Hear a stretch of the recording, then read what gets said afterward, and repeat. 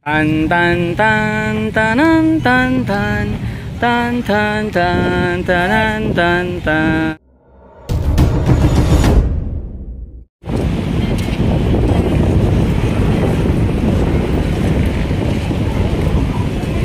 Hi ma'am, shout out.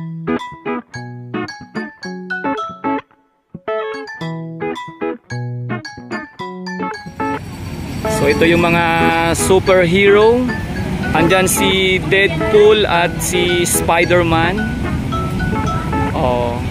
Pagpasok nyo ng Dolomite Beach, pwede kayo mapapicture dito sa kanila. Oh, ayan sila oh. Diba? Si Deadpool at Spider-Man. Ayan, sumasayaw-sayaw pa oh. Oh. Oh. Oh.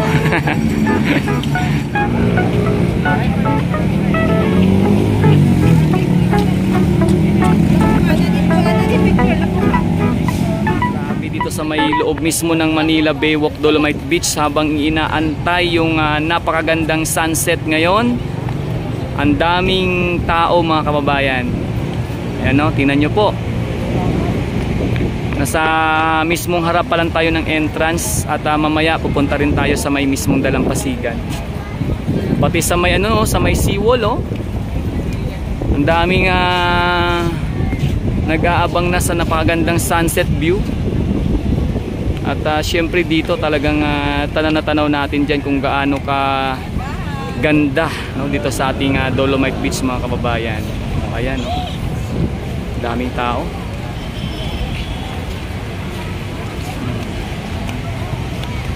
Tingnan nyo mga kababayan. Oh, may mga foreigner. Ayan no. Diba? Ayan sa entrance. O, ganyan dito mga kababayan ko, no? Ang daming tao. Oh, pati mga foreigner namamanga sa ganda ng view dito na napakaganda sa Dolomite Beach natin. Ganito yung resulta ng ito ay talagang luminis na mga kababayan. At hopefully talagang sana magtuloy-tuloy pa, no? At ma-maintain talaga mga kababayan ko itong pagbabago sa ating Manila Baywalk Dolomite Beach. Ayan. Tingnan yung mga iba't ibang lahi, no? Kinukuha yung magandang capture dito ng sunset at syempre yung ganda ng ating Dolomite Beach mga kababayan. Ano sa dalampasigan, daming tao.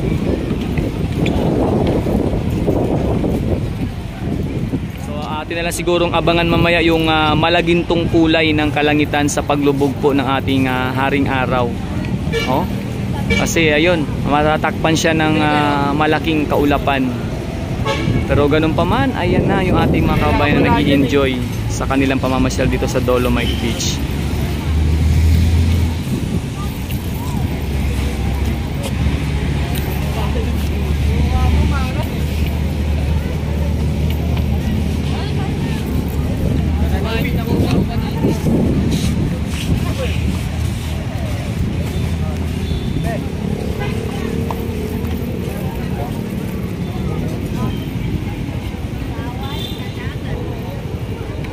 Tan tanan tan tan tan tan tan tanan tan tan. Oh, di ba? Yung sisiwit tan tanan tan tan tan tan tan tan. Yung sisiwit na sayaw yung sinasayaw ni Ma'am.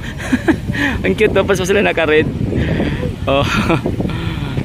So ayan mga kabayan ko, dito natin antayin yung napakagandang sunset view maya-maya lamang, no? At ayan po yung mga namamasyal ngayon. Tingnan nyo naman sa may mismong dalampasigan. Napakaraming tao sa ngayon. Grabe. Oh. Ayan yung ating ngayon dito. Update sa Dolomite Beach.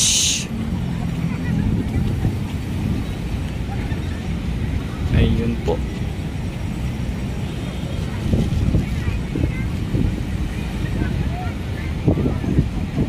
Ganda ng kaulapan natin, oh, nagkukulay ginto na. Hindi pa man talaga tuluyang lumulubog, di ba? Oh.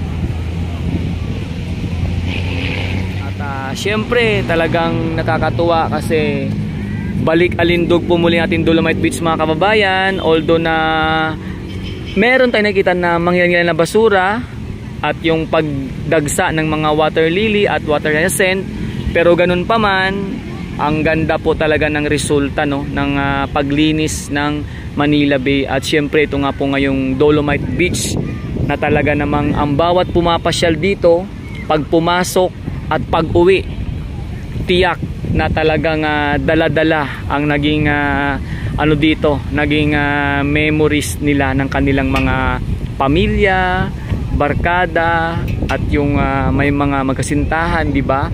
So ganyan po dito sa Dolomite Beach mga kababayan. Kumbaga yung bawat ano dito, bawat ngiti at bawat pagpunta, lalo na mga first time, as in talagang priceless talaga kung turingin mga kababayan, kasi talagang iba no?